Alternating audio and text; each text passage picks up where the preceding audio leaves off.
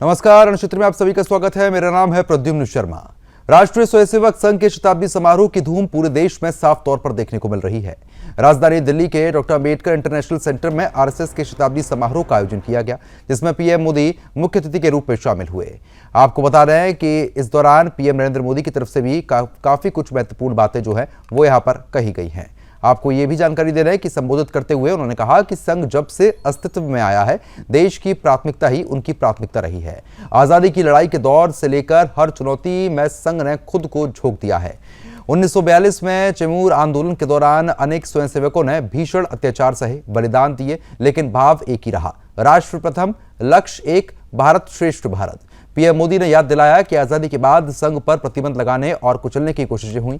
गुरुजी को जेल भेजा गया, लेकिन संघ ने कभी कटुता नहीं दिखाई। उन्होंने गुरुजी के कथन का जिक्र करते हुए कहा कि कभी कभी जीभ दांतों के नीचे दब जाती है, लेकिन हम दांत नहीं तोड़ते, क्योंकि दांत भी हमारे हैं और जीभ भी हमारी है। प्रधानमंत्री ने कहा कि यह दृष्टिकोण समाज में एकता को मजबूत करता है। आपातकाल के समय भी संघ ने लोकतंत्र के मूल्यों में आस्था बनाए रखी। संघ की कार्य पद्धति पर बोलते हुए उन्होंने कहा कि डॉक्टर हेडगेवार जानते थे कि राष्ट्र तभी सशक्त होगा जब हर व्यक्ति के भीतर राष्ट्र के प्रति दायित्व का भाव भी जगेगा। उन्होंने व्यक्ति निर्माण से राष्ट्र निर्माण का मार्ग चुना। पीएम मोदी ने उदाहरण देते हुए कहा कि जैसे कुम्हार मिट्टी को मेहनत और तप से ईंट से बदलकर भव्य इमारत खड़ी कर देता है, वैसे ही हेडगेवार जी सामान्य लोगों को चुनते थे, उन्हें गढ़ते थे और देशभक्ति से ओतप्रोत स्वयंसेवक तैयार करते थे।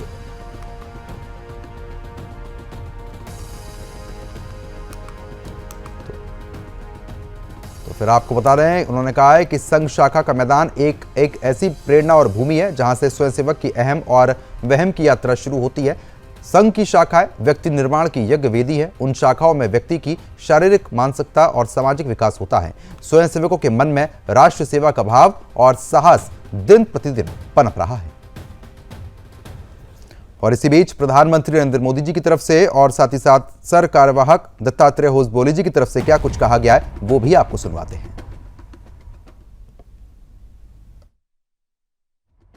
व्यक्ति निर्माण की यह सुंदर प्रक्रिया हम आज भी संघ की शाखाओं में देखते हैं। संघ शाखा का मैदान एक ऐसी प्रेरणा भूमि है जहां से स्वयं सेवक की अहम से वयम की यात्रा शुरू होती है। संघ की शाखाएं व्यक्ति निर्माण की यज्ञ वेदी है। इन शाखाओं में व्यक्ति का शारीरिक, मानसिक और सामाजिक विकास होता है। स्वयंसेवकों के मन में राष्ट्र सेवा का भाव और साहस दिन प्रतिदिन पनपता रहता है। उनके लिए त्याग और समर्पण सहज हो जाता है। श्रेय के लिए प्रतिस्पर्धा की भावना समाप्त हो जाती है और उन्हें सामूहिक निर्णय और सामूहिक कार्य का संस्कार मिलता है। हमें हमेशा हमेशा याद रखना है, संघ बना है राष्ट्र के प्रति अटूट आस्था से। संघ चला है राष्ट्र के प्रति अगाध सेवा के भाव से। संघ तपा है त्याग और तपस्या की अग्नि में। संघ निखरा है संस्कार और साधना के संगम से। संघ खड़ा है राष्ट्र धर्म को जीवन का परम धर्म मान करके। संघ जुड़ा है भारत माता की सेवा के विराट स्वप्न से।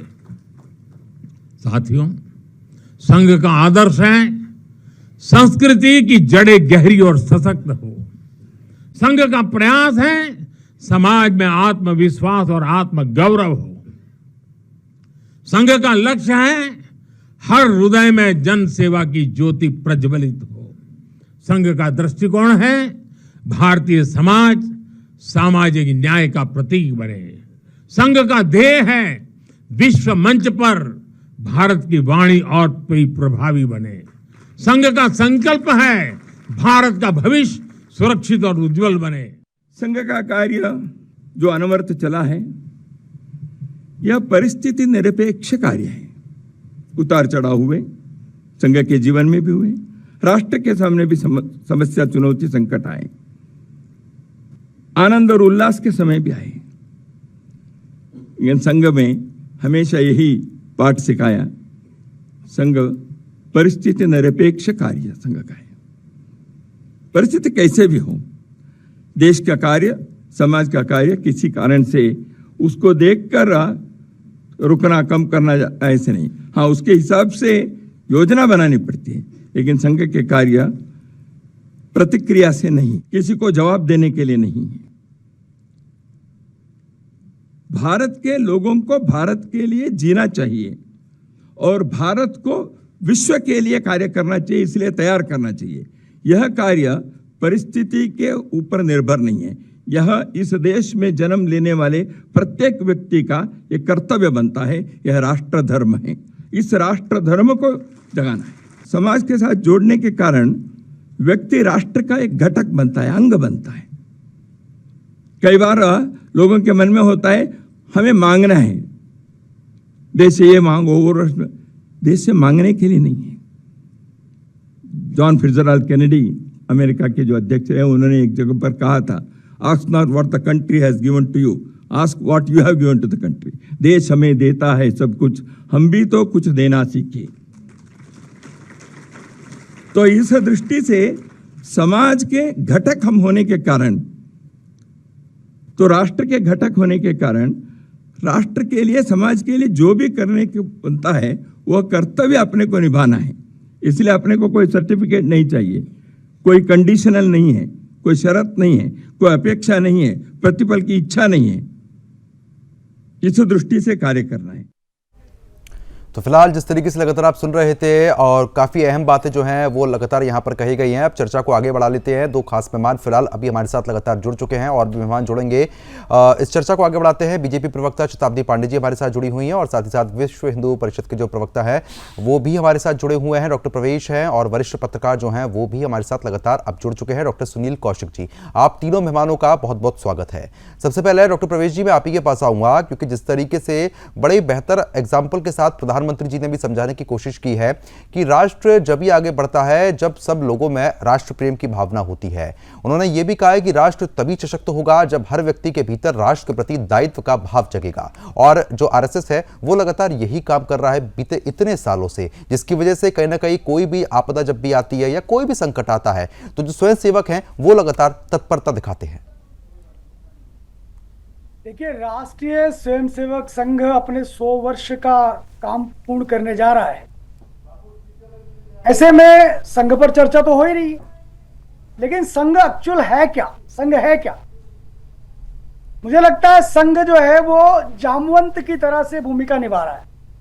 जैसे हनुमान जी के अंदर अद्भुत शक्तियां थी, उसी तरह से भारत के समाज में अद्भुत शक्तियां हैं, लेकिन उन अद्भुत शक्तियों का ज्ञान जो है कुछ भ्रमित हो गए थे हनुमान जी।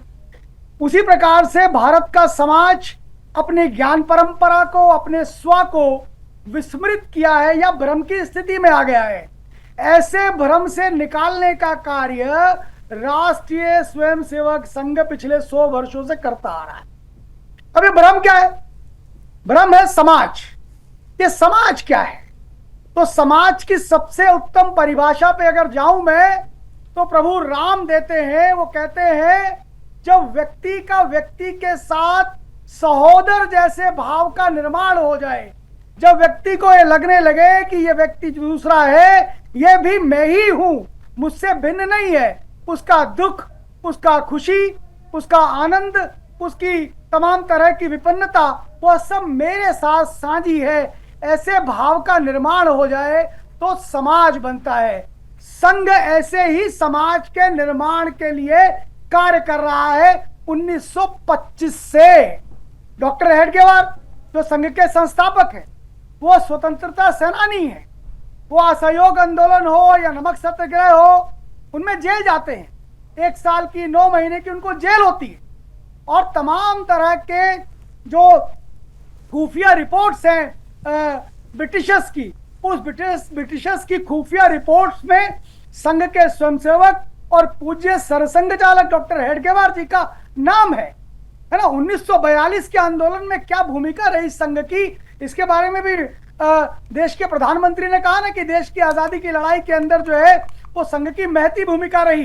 तो मैं बताना चाहूंगा कि आप देखिए 1928 के अंदर डॉक्टर हेडगेवार जी के कहने पर उमरेड के कार्यकर्ता, उमरेड एक नागपुर में जगह पड़ती है, उसके कार्यकर्ता भैयाजी ढाणी के यहाँ पर राजगुरु और भगत सिंह और उनके साथी जो है वहां रुके, वहां उनको शरण दिलवाई गई। किसने किया? संघ ने किया। इसलिए 1942 में आप देखें तो अंग्रेजी रिपोर्ट के अंदर 28 तारीख शायद 28/8/1942 को जो FIR रजिस्टर्ड होती है खुफिया विभाग की, उसके अंदर संघ के सैकड़ों कार्यकर्ताओं का नाम पूरे देश भर के अंदर लिया जाता है। तो संघ तो इस देश और समाज को बनाने में, निर्माण करने में लगा हुआ है। क्यों? क्योंकि संघ मानता है कि वो समाज में संगठन नहीं है, वो समाज का संगठन है। यानी कि समाज में प्रत्येक व्यक्ति के अंदर परस्पर स्वावलंबन का भाव आ जाए, परस्पर एक साथ चलने का भाव आ जाए। ये भाव जिस दिन निर्मित हो जाएगा उस दिन संघ की भी आवश्यकता नहीं रह जाती है। ये संघ कहता है कि संघ की आवश्यकता इसलिए है क्योंकि एक एक समाज के एक एक व्यक्ति के अंदर ये भाव का निर्माण हो जाए कि देश हमें देता है सब कुछ, हम भी तो कुछ देना सीखे। इस भाव का निर्माण हो जाए और समाज के अंदर हर एक व्यक्ति सहोदर भाव से साथ साथ चले। इसीलिए उन्होंने कहा ना, अभी पूज्य सरसंघ चालक जी ने कहा, उसके बाद अभी देश के प्रधानमंत्री ने कहा कि एक शमशान, एक पानी का कुआं और एक मंदिर, इस तरह का भाव का निर्माण हो जाए तो सभी तक पहुंचे, सभी तक एक्सेस हो। आज भी देश के बहुत सारे हिस्से हैं जहां ये समस्याएं हैं, समरसता स्थापित हो, जहां ये कभी ना कहे कि भाई कोई आपसे अलग है। इसलिए कहा ना, उस समय गुरु गोलवालकर जी की उपस्थिति में ये तमाम देश के संतों ने विश्व हिंदू परिषद के मंच पर एक नारा दिया कि हिंदुआ सहोदरे सर्वे ना हिंदू पतितो भवेत्। ये मंत्र दिया ना कि हिंदू सब सहोदर हैं, कोई भी पतित नहीं है। इसी भाव के निर्माण के लिए एक बड़ी यात्रा में संघ चला है और जिसने आज 100 वर्षों को पूर्ण किया है। बिल्कुल, कहीं ना कहीं एकता की जो मिसाल दी जाती है वो भी यहाँ से शुरुआत होती है। शताब्दी पांडे जी भी लगातार बनी हुई है। शताब्दी जी, चाहे 1965 की बात करें, 1971 की बात करते हैं, संघ ने उस समय भी जब विपरीत स्थिति थी, जब भी स्वयंसेवकों ने साथ दिया और भारत की कमर मजबूत करी, और जब से लेकर अब तक 100 साल का बहुत लंबा सफर है। और इस 100 साल में देखने को मिला है कि संघ जिस तरीके से आगे बढ़ता गया उसी हिसाब से देश भी आगे बढ़ता गया। देश में मजबूती आई, एकता आई। प्रधानमंत्री जी की तरफ से भी कहा गया कि कभी कभी जीभ दांतों के नीचे जब दब जाती है, लेकिन हम दांत को नहीं तोड़ते क्योंकि दांत भी हमारे हैं और जीभ भी हमारी है। ये जो एग्जाम्पल है बड़ा ही समझने वाला एग्जाम्पल है कि इससे एकता की मिसाल पेश होती है। आप किस तरीके से देख रही हैं? संघ के शताब्दी वर्ष के अवसर पर खूब खूब बधाई देशवासियों को।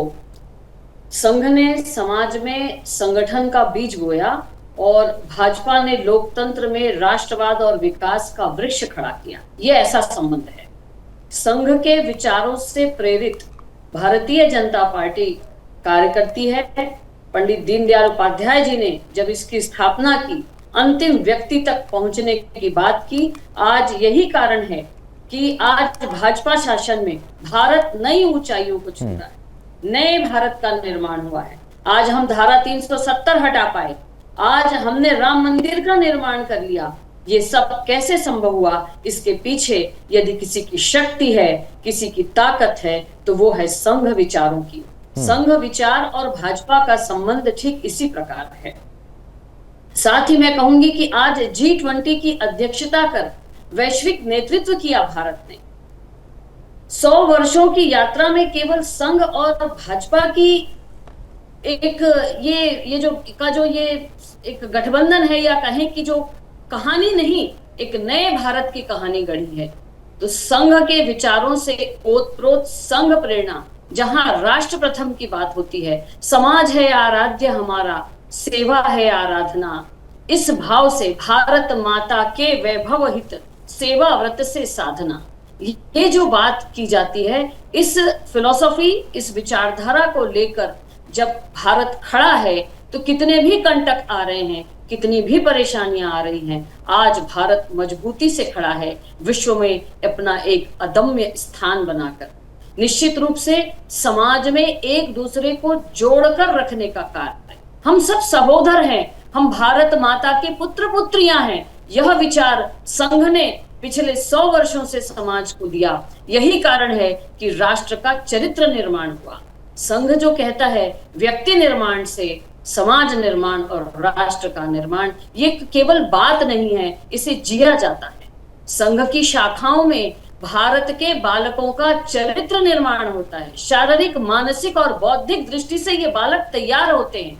तो ये है संघ, और संघ की शक्ति ही आज हमें मिल रही है कि आज भारत ने एक विश्व में अपना परचम लहराया है। मैं तो ये कहूंगी कि संघ ने ही, संघ की शक्ति से ओतप्रोत होकर ही आज भाजपा ने जो भी कुछ कार्य कर दिखाया है, आज किसी प्रकार का भेदभाव नहीं है, समरसता की बात है हमारे बीच में। जो पंच प्रण की बात संघ की है, वही इन सारे सिद्धांतों को कहीं ना कहीं भारतीय जनता पार्टी की सरकार अपना रही है, जिसके अंतर्गत स्व का बोध, कुटुंब प्रबोधन, नागरिक कर्तव्य और इन सब बातों को लेकर पर्यावरण संरक्षण, ये सब जो है, इनके आधार पर ही आज हम विश्व में अपना स्थान बना पा रहे हैं। डिजिटल क्रांति में आज हम सर्वश्रेष्ठ हैं। G20 की अध्यक्षता की, विश्व में अगर आज हमने स्थान बनाया है तो कहीं ना कहीं हमारा मूल सिद्धांत क्या है, हमारी मूल फिलॉसफी क्या है, इसको हमको देखना चाहिए। यही कारण है कि भारतीय जनता पार्टी ने परिवारवाद से हटकर राष्ट्र निर्माण, राष्ट्र प्रथम के सिद्धांत को लेकर कार्य किया है, और यही हमारी सफलता का बहुत बड़ा, बिल्कुल, कहीं ना कहीं आपने बहुत बड़ी और एक बेहतरीन लाइन जो आपने यहाँ पे कही कि परिवारवाद छोड़ के और जिस तरीके से और पार्टियां करती है, हमने राष्ट्र का निर्माण करने में अहम भूमिका यहाँ पर निभाई है, और आरएसएस की मुख्य जो लाइन है वो भी इससे काफ़ी मिलती जुलती है। वरिष्ठ पत्रकार लगातार हमारे साथ बने हुए हैं सुनील जी, क्योंकि देखिए 100 साल का बहुत लंबा सफर होता है, जिस तरीके से लगातार बीजेपी प्रवक्ता हैं वो भी यही बता रही थी। मैं आपसे भी समझना चाहूँगा कि 100 साल के इस लंबे सफर को आप किस तरीके से देखते हैं, क्योंकि चरित्र का निर्माण जिस तरीके से किया जाता है संघ में, और साथ ही साथ शारीरिक बनावट जो शुरू से दी जाती है, जो डिसिप्लिन सिखाया जाता है, उसी का आज फल है कि संघ इस तरीके से आगे बढ़ा है।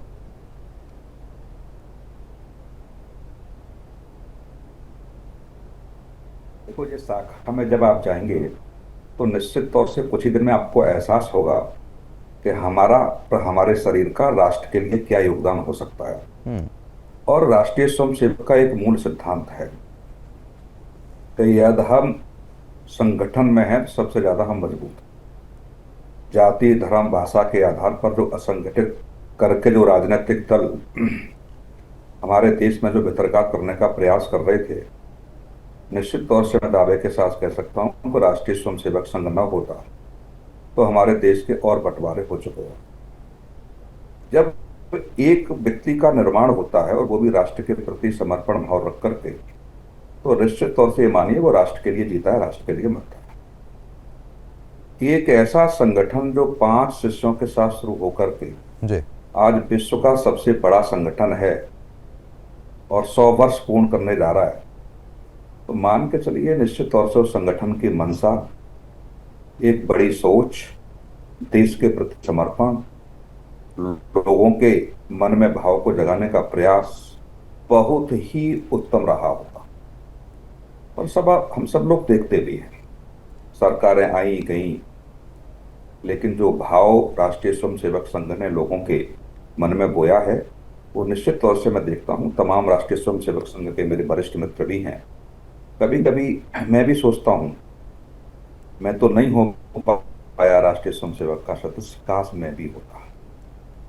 जो कुछ मित्र होने के नाते सुनने का, समझने का जो प्रयास मैं करता रहा, तो मैं ये एहसास तो करता हूँ कि ऐसा संगठन मैंने तो अपने जीवन काल में कहीं पढ़ा नहीं, देखा नहीं।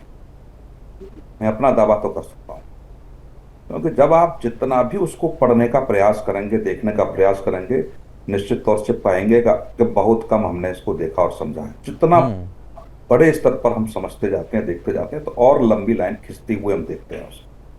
तमाम देखते हैं, आरोप भी लगते हैं, धर्म से जोड़ते हैं, भगवा से जोड़ते हैं, और जो कुछ राजनीतिक प्रतियोगिता के साथ साथ राजनीतिक दल जो आरोप लगाते हैं, कभी हमने नहीं देखा कि राष्ट्रीय स्वयंसेवक संघ ने भी राजनीतिक भाषा का उपयोग करते हुए उनको जवाब देने का प्रयास किया।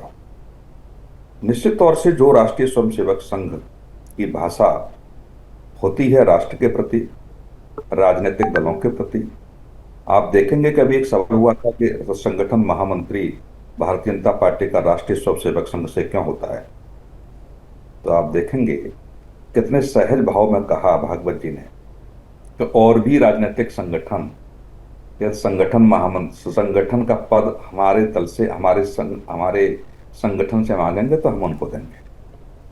राष्ट्र के प्रति जिस भी राजनीतिक दल में समर्पण भाव है, हम उसके साथ खड़े हैं। कभी भी राष्ट्रीय स्वयंसेवक की तरफ से ये नहीं आया कि भारतीय जनता पार्टी के साथ हम खड़े हैं। ये जरूर है कि भारतीय जनता पार्टी की विचारधारा, काम करने का जो दृष्टिकोण है, वो निश्चित रूप से राष्ट्रीय स्वयंसेवक संघ के साथ मेल खाता हुआ दिखता है। लेकिन खुल के कभी राष्ट्रीय स्वयंसेवक संघ ने ये नहीं कहा कि आप भारतीय जनता पार्टी को वोट कीजिए, भारतीय जनता पार्टी के साथ रैलियों में जाइए, भारतीय जनता पार्टी के साथ मंच साझा कीजिए। ये मुझे लगता है कि एक सुसंगत संगठन नहीं कर सकता है। और बार बार हम देखते हैं और सुनते भी हैं कि हर राजनीतिक संगठन में आप देखेंगे कि राष्ट्रीय स्वयंसेवक के कार्यकर्ता हैं और वो राष्ट्र के प्रति समर्पित होकर भी उन्हीं दलों में काम करते हैं। मैं ये नहीं मानता कि राष्ट्रीय स्वयंसेवक के कार्यकर्ता या राष्ट्रीय स्वयंसेवक संगठन से जुड़े हुए जो लोग हैं वो भारतीय जनता पार्टी में भी, अन्य राजनीतिक दलों में भी हैं, लेकिन वो वही काम कर रहे हैं राष्ट्र के प्रति जो राष्ट्रीय स्वयंसेवक संघ ने सिखाया है। 100 वर्ष पूर्ण हो गए, तमाम अपने आंदोलन में उनकी सहभागिता देखी, देश में तमाम आपदा आई, आपदा में एक सवाल खड़ा नहीं हुआ कि उन्होंने धर्म के नाम पर, जाति के नाम पर सेवा करने का उन्होंने प्रयास किया। जाति और धर्म से ऊपर उठ के जितनी भी देश में आपदा आई है, राष्ट्रीय स्वयंसेवक के कार्यकर्ताओं ने निश्चित तौर से आगे बढ़कर बिना भेदभाव के काम किया है। और जब बिना भेदभाव के कोई संगठन काम करता है तो ये बिल्कुल मानिए कि उस संगठन की आयु भी बहुत लंबी होती है। ये जरूर है कि बहुत सारी चुनौतियां हैं, सरकार ने भी महसूस करती हैं तमाम राज्यों की, और प्रधानमंत्री मोदी जी ने भी स्वीकार किया और कहा बड़े दिल से कि निश्चित तौर से राष्ट्रीय स्वयंसेवक के साथ चल करके जो कुरीतियां देश में हैं उनको दूर करने का प्रयास सरकारें करेंगी। बहुत सारे ऐसे अभी भी मैं मान के चलता हूं कि देश में ऐसी समस्याएं हैं जिनको लेकर के बड़ा काम करना है, और राष्ट्रीय स्वयंसेवक संघ समय समय पर सबको जगाने का भी काम करता है। ठीक है, कहीं ना कहीं सबको जगाने का काम जो है वो लगातार आरएसएस भी यहाँ पर कर रहा है। काफी अच्छा उदाहरण आपने भी दिया है डॉक्टर प्रवेश जी, क्योंकि देखिए आज प्रधानमंत्री नरेंद्र मोदी जी भी जिस तरीके से संबोधित कर रहे थे, उन्होंने भी उदाहरण दिया है कि जैसे कुम्हार मिट्टी को मेहनत और तप से ईंट में बदलकर एक इमारत खड़ी कर देता है, वैसे ही हेडगेवार जी ने सामान्य लोग को वो उन्होंने चुना है और उन्हें वो गढ़ते भी हैं, देशभक्ति से ओतप्रोत स्वयंसेवक तैयार कर देते हैं। यानी कि कुल मिलाकर एक सामान्य व्यक्ति को आगे बढ़ाने का काम किया जाता है, उसको पूरा अनुशासन सिखाया जाता है, चरित्र का निर्माण किया जाता है, और उसी की बदौलत आज ये स्थिति है कि सबसे बड़ा संगठन बना है संघ। बिल्कुल, ये इसमें कोई दो राय नहीं है। देखिए हम तो बालक छोटे स्वयंसेवक थे, जब छोटे से बालक थे तो खेल खेल में ही शाखा की, संघ की शाखा में खेलने के मकसद से जाते थे। 8-9 साल की उम्र में थे। आज 44 साल की उम्र होगी तो 8 साल की उम्र में संघ की शाखा में गए और खेलने के लिए गए थे। लेकिन आप देखिए 1 घंटे की शाखा को समझने की बड़ी जरूरत है प्रद्युमन जी। 1 घंटे की शाखा में आप व्यायाम भी करते हैं और खेल भी खेलते हैं, बौद्धिक चर्चा भी करते हैं, और आप प्रार्थना भी करते हो। और प्रार्थना में कहते क्या है?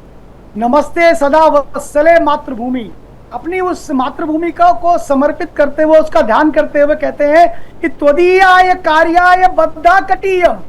माँ, तेरे काम के लिए जो है मैंने अपनी कमर कसी है। तेरा काम क्या है? हमका काम क्या है भारत माँ का?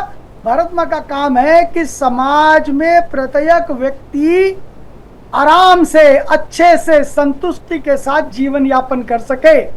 समाज में शांति हो, समाज में समरसता हो, सब एक दूसरे के साथ कॉपरेशन करके चले, यानी समाज हिंदू दर्शन के ऊपर आधारित हो पाए। समाज हिंदू दर्शन के, यानी हिंदू कहने का मतलब, यदि हिंदू मैं कह रहा हूं तो इसका कहने का मतलब है कि जहां पर समरसता है, जहां पर सामूहिकता है।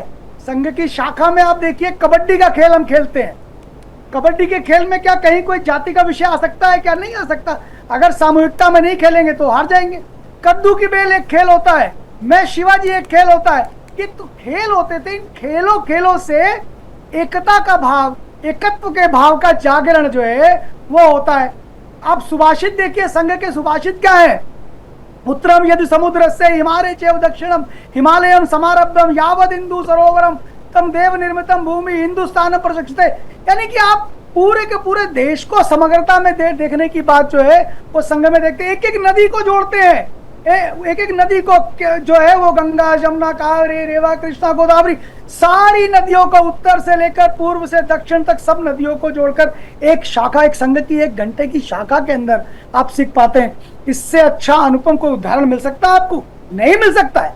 जहां पर 1 घंटे की शाखा है, केवल एक छोटा सा बालक खेलने के लिए जा रहा है, लेकिन खेलते खेलते ही उसके अंदर देश प्रेम पैदा हो रहा है, उसके अंदर संगठन का भाव पैदा हो रहा है, उसके अंदर ये भाव पैदा हो रहा है कि अगर हम संगठित रहेंगे तब हम समाज के अंदर बड़ा परिवर्तन बिल्कुल, कहीं ना कहीं आपने बड़ी लाइन कही है कि संगठित रहेंगे तो बहुत बड़ा बदलाव होगा। रवेश जी, इस तरीके से आप तमाम ऐतिहासिक बातें भी यहाँ पर बता रहे थे, लेकिन प्रधानमंत्री जी ने आज ये भी बात कही कि संघ के पास, क्योंकि देखिए घुसपैठिए लगातार भारत में घुसपैठ करने की कोशिश करते हैं और घुसपैठिए लगातार धमकियां भी देते हैं, लेकिन संघ के पास एक रोड मैप है जिससे घुसपैठियों को रोका जा सकता है। उन्होंने कहा कि मुझे इस बात की बड़ी खुशी है कि संघ के पास वो रोड मैप है जिससे ये घुसपैठिए तुरंत खत्म हो जाएंगे। देखिए, संघ कोई अलग कोई चीज नहीं सोचता। जो आप सोचते हैं, जो बहन जी बैठी है वो सोचती है नहीं, जो समाज सोचता है वही संघ सोचता है। भाई घुसपैठिया समस्या है ना समाज के अंदर, तो उस पर फिर एक समर्पित कार्यकर्ता उस पर रिसर्च करना, काम करना, ये संघ कर सकता है, करता है। लेकिन समाज सोचता है, समाज के साथ संघ खड़ा होता है, क्योंकि संघ समाज में है, समाज का संगठन है ना। समाज के अंदर वो भाव का निर्माण करना, देश प्रेम का भाव का निर्माण करना, व्यक्ति निर्माण से राष्ट्र निर्माण के भाव का जागरण करना, ये संघ करता है।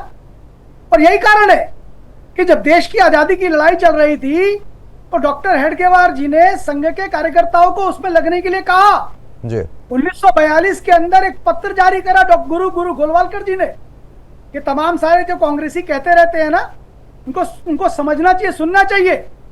मवाना तहसील मेरठ के अंदर हमारे सैकड़ों आरएसएस के कार्यकर्ताओं पे केस बने और कईयों की वहां पर शहादत हुई। ये मैं आपको रेफरेंस दे रहा हूं। उसके बालाजी राव पुरकर पटना के अंदर तिरंगा लहरा रहे थे 1942 के अंदर, अंग्रेजों ने गोली मार दी। संघ के प्रचारक थे। ऐसे ही दादा नायक, उनको पकड़ा गया और बाद में सजा सुनाई गई फांसी की। कहने का मतलब यह है कि संघ का स्वयंसेवक तो देश और समाज के लिए अपने को समर्पित कर देता है, उसके लिए कार्य करता है। क्योंकि संघ की शाखा में यह कहा गया ना, त्वदीयाय कार्याय बद्धाकटीयम, हे माँ मैंने तेरे काम के लिए अपनी कमर कसी है। और तेरा काम क्या है? उस समय था कि आजादी की लड़ाई थी, आजादी की लड़ाई में देश को अंग्रेजों के चुंगल से मुक्त करना। आज देश के अंदर तमाम तरह की जो समस्याएं हैं, ये समस्याएं भी भारत माता के आंचल को मैला कर रही हैं। घुसपैठ की बड़ी समस्या है और डेमोग्राफिक, रिलीजियस डेमोग्राफिक डिसबैलेंस एक बहुत बड़ी समस्या है। हम मानते हैं कि जहां जहां पर डेमोग्राफिक डिसबैलेंस हुआ है, दुनिया के देशों के एग्जाम्पल्स हैं, वहां पर समस्याएं हुई हैं। भारत के अंदर, आसाम के अंदर 12 जिलों के अंदर मुसलमान बहुसंख्यक हो जाते हैं और हिंदुओं की संख्या कम हो जाती है। भारत के लगभग 300 करीब जिलों के अंदर कितनी तेजी से जो उसका जनसंख्या बढ़ने का रेशो है, उसके अंतराल में हिंदुओं का रेशो कम हो रहा है और मुसलमानों का रेशो बढ़ रहा है। ये भारत के लिए खतरे की समस्या है, भारत के लिए एक समस्या है। बिल्कुल, कहीं ना कहीं ये खतरा बहुत है और उसमें आरएसएस ने जिस तरीके से पहले भी बहुत इस पर जो है समाज भी सोचता है। बिल्कुल, समाज जो सोच रहा है उसी में बिल्कुल आरएसएस बहुत अहम भूमिका निभा रहा है। सुनील जी, क्योंकि देखिए प्रधानमंत्री जी की तरफ से काफी कुछ महत्वपूर्ण बातें भी यहाँ पर कही गई। उन्होंने ये भी कहा है कि संघ के पास रोड मैप भी है और जहां पर अगर कोई आपदा आती है तो सबसे पहले जो जितने भी जो राष्ट्र प्रेमी हैं और साथ ही साथ पर जो संघ के लोग हैं वो आगे खड़े हो जाते हैं। लेकिन एक समय वो था जब संघ को कुचलने की भी कोशिश की गई थी, संघ को दबाने की कोशिश की गई थी। अगर उस समय को आप याद करते हैं, उसमें और आज में क्या फर्क लगता है? तो कोई भी संगठन जब एकत्रित करके राष्ट्र निर्माण के लिए काम करता है तो निश्चित तौर से उस संगठन को चुनौतियां तो मिलती हैं, और वो उन लोगों से चुनौतियां मिलती हैं जो देश को जाति के आधार पर, धर्म के आधार पर बांटकर सत्ता में बने रहना चाहते हैं। तो ये कोई नई चीज नहीं है कि संघ को चुनौती मिली। यदि हम और आप भी कुछ ऐसा काम करेंगे तो हमें और आपको भी समाज के ऐसे तत्वों द्वारा चुनौतियां मिलेंगी तो निश्चित तौर से समाज में रहती हैं। तो वो राजनीतिक रूप से उनको चुनौतियां मिली और उन्हीं राजनीतिक दलों ने उनकी शक्ति को स्वीकार भी किया है, समय समय पर सम्मानित भी किया है, समय समय पर पत्र भी लिखे हैं। तो ये कोई मैं ऐसी अलग बात नहीं मानता, लेकिन हाँ ये जरूर है कि नरेंद्र मोदी ने जो कहा कि घुसपैठिया का मैं राष्ट्रीय स्वयंसेवक संघ के पास है, तो वो 11 साल से क्या कर रहा है वो रोड मैप। अभी इस देश में घुसपैठिए तय नहीं किए गए कितने घुसपैठिए हैं, किस राज्य में कितने घुसपैठिए हैं, उस पर क्रमबद्ध तरीके से क्या काम किया जाएगा, कैसे डिपोर्ट उनको किया जाएगा।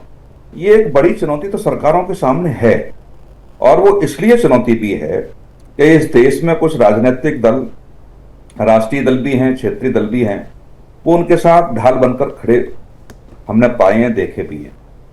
तो इस चुनौती से कैसे निपटा जाएगा, मुझे लगता है कि निश्चित तौर से बड़ी चुनौती है, लेकिन नरेंद्र मोदी और अमित शाह जैसे जिस देश का नेतृत्व कर रहे हो, मैं इस चुनौती को नहीं मानता। आप देखेंगे कि जिस तरीके से तमाम राज्यों में नक्सलवाद था, जहां सरकारें उनको छू नहीं पाती थी, मन मुताबिक अपने काम करते थे, वो लगभग नक्सलवाद खत्म हो गया है।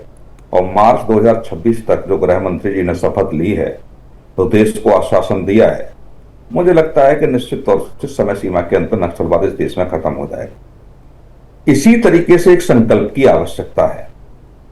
देश के हर एक नागरिक की जिम्मेदारी भी बनती है कि राष्ट्रीय स्वयंसेवक संघ और सरकार के साथ खड़े होकर के जो तत्व हमारे लिए स्लीपर सेल के रूप में भी बहुत सारे ऐसे तत्व हैं घुसपैठियों के अलावा, जो समय समय पर हमारे देश को विघटन के लिए जो उपजाऊ जमीन है उसको तैयार करते रहते हैं।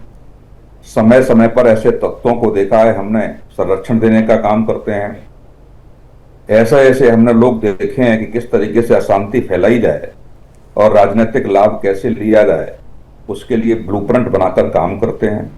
वो स्लीपर सेल है हम लोगों के पीछे। एक बड़ा काम करने के साथ साथ मुझे लगता है कि केंद्र सरकार को, राष्ट्रीय स्वयंसेवक संघ को, हमको, आपको, सबको एक जागरूकता फैलाने की आवश्यकता है कि जो घुसपैठी हमारे देश में आकर के हमारी नौकरी, हमारे खाने का सामान, हमारे एजुकेशन की समस्याएं जो पैदा कर रहे हैं, निश्चित तौर से जो हमारी हक है उस हक को मारने का काम वो कर रहे हैं। उनको कैसे चिन्हित किया जाए, जो काम होना चाहिए था, जो इस देश को नरेंद्र मोदी सरकार से अपेक्षाएं थी। नहीं तो फिर आपको ये लगता है कि बीजेपी उस तरीके से काम नहीं कर पा रही है, खासतौर पर घुसपैठिए के मामले में?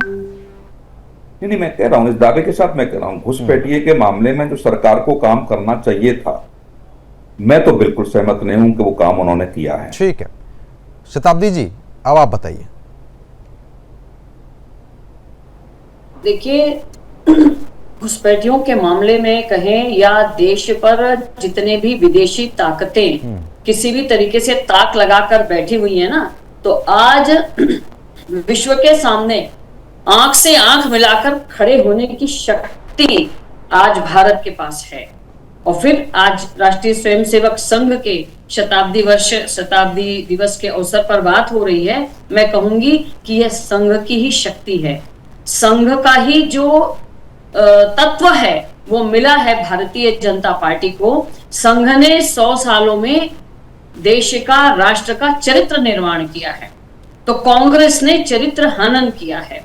ऐसी विपरीत परिस्थितियों में, चाहे घुसपैठियों का मामला हो, चाहे देश की विघटनकारी शक्तियों का मामला हो, इन सब से निपटने की शक्ति हमारे नेतृत्व के पास है और वो समयानुकूल इस पर कार्य कर रहे हैं। क्योंकि किसी भी कार्य को योजनाबद्ध तरीके से करना तभी वह परिणाम कारक होता है। आपने जैसे अभी नक्सलवाद की बात की, मैं छत्तीसगढ़ से आती हूँ। निश्चित रूप से ये जो यहाँ पर इनका लाल आतंक था, जो इन्होंने रेड कॉरिडोर बना के रखा हुआ था, उसको पूरी तरह नेस्त नाबूद किया गया है। तो इतनी समस्याएं इन अन्य पार्टियों ने, विपक्षी पार्टियों ने बिछा रखी है, और ये बाहर से नहीं, ये अंदर रहकर राष्ट्र विरोधी ताकतें ये लोगों को उकसाते हैं, ये राष्ट्र को विखंडित करने की कोशिश करते हैं। लेकिन पुनः मैं कहूंगी कि जिस ध्येय को लेकर, जिस फिलॉसफी को लेकर काम करता है भारतीय जनता पार्टी, उसकी वजह से ये कुछ भी बिगाड़ नहीं सकते। क्योंकि ये तुष्टीकरण की राजनीति करते रहते हैं, ला करके घुसपैठियों को बसाते रहते हैं, इनके झूठे आधार कार्ड, इनके झूठे सारे सब प्रकार के कार्य करने में इनको मदद करते हैं, इन सबको खोज निकालने में। लेकिन मैं फिर यहाँ कहूंगी कि इसमें समाज का बहुत बड़ा योगदान होगा। निश्चित रूप से सरकारें अपना काम करती हैं, कानून अपना कार्य करती है, लेकिन जब तक समाज में यह जागृति नहीं आएगी कि मेरा राष्ट्र के प्रति क्या कर्तव्य है, तब तक ऐसे इतने बड़े कार्य को करने में, सफलता मिलने में परेशानी होती है। तो इसलिए भारतीय जनता पार्टी तो पूर्ण समर्पण के साथ राष्ट्र प्रथम की बात रखकर कार्य कर रही है। लेकिन ऐसे समय में जब ये सारी संस्थाएं काम कर रही हैं, कानूनी जितनी भी संस्थाएं, संवैधानिक संस्थाएं कार्य करेंगी, लेकिन समाज में यह जागरूकता आनी चाहिए कि राष्ट्र के प्रति मेरा क्या कर्तव्य है, इस राष्ट्र की सुरक्षा को बनाए रखने में मेरा क्या योगदान है। ये कहा गया है ना कि जिसको न निज गौरव तथा देश का अभिमान है, वह नर नहीं पशु निरा है और मृतक समान है। इन पंक्तियों को याद करते हुए यदि आज के हमारे युवा, आज की हमारी मातृशक्ति, क्योंकि मातृशक्ति के हाथ में वह धुरी है कि वो पूरे परिवार को दिशा दे सकती है। चलो ठीक है, अब समय कम है, मैं आपको रोकना चाहूंगा। आप तीनों मेहमानों का बहुत बहुत शुक्रिया हमारे साथ जुड़ने के लिए और इस मुद्दे पर खास चर्चा करने के लिए।